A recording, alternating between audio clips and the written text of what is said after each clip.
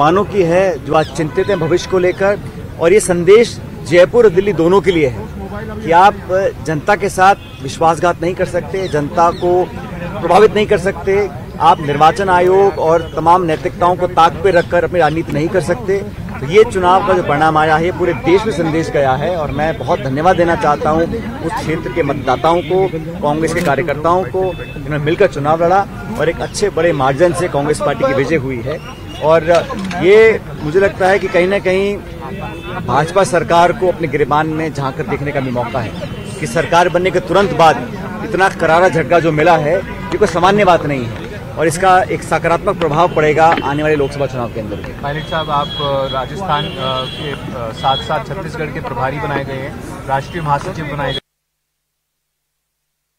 क्या फोकस आपका राजस्थान से हट जाएगा राष्ट्रीय परिप्रेक्ष्य? 14 तारीख को राहुल गांधी जी की भारत जोड़ो न्याय यात्रा शुरू हो रही है और ये 14 स्टेट्स में से गुजरेगी। और मणिपुर में शुरुआत क्यों हो रही है? क्योंकि मणिपुर में न्याय नहीं मिला।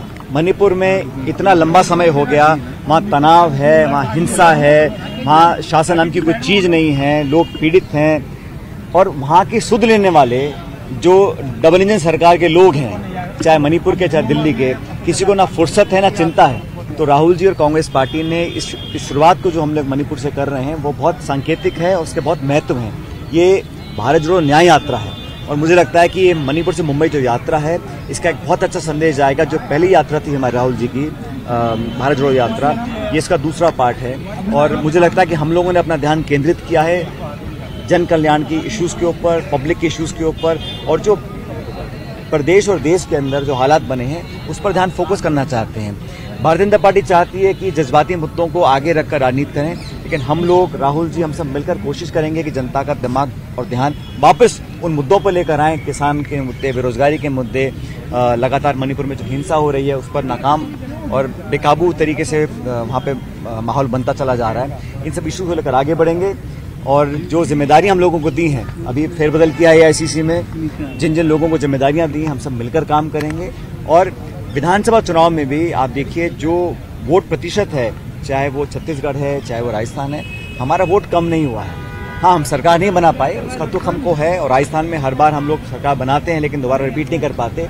ये भी चिंता का विषय है, इस पर चिंता हम लोग कर रहे हैं। लेकिन लोकसभा चुनाव की पूरी तैयारी हम लोगों की है और मैं समझता हूँ कि बहुत अच्छे परिणाम इस बार इन सभी राज्यों में हमारे आएंगे। विपक्ष को लेकर के इतनी देरी क्यों हो रही है? विपक्ष को लेकर, नेता प्रतिपक्ष को लेकर के 19 तारीख से विधानसभा का सत्र है सर। सब समय पर हो जाएगा। आप लोगों को सवाल पूछना चाहिए कि प्रदेश में मुख्यमंत्री बनाने को लेकर, मंत्री बनाने को लेकर, विभाग बांटने को लेकर अब प्रत्याशित देरी हुई। असली देरी तो वो है, हम तो विपक्ष में आ ही गए, हम तो अपना काम कर लेंगे। विधानसभा चालू होगी, हमारे सब निर्णय हो जाएंगे और सब मिल बैठ के कर रहे हैं। लेकिन सरकार में जो काम अब तक हुआ है, हालांकि अभी सरकार नई बनी है और पहला काम इन्होंने किया, नौकरियां कम करने का काम किया, योजनाओं के नाम बदलने का काम किया।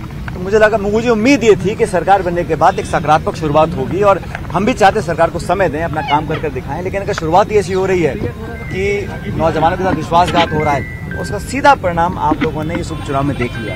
इसलिए मैं आश्वस्त हूँ, कांग्रेस पार्टी का संगठन मजबूती से काम करेगा। जिस राज्य की मुझे जिम्मेदारी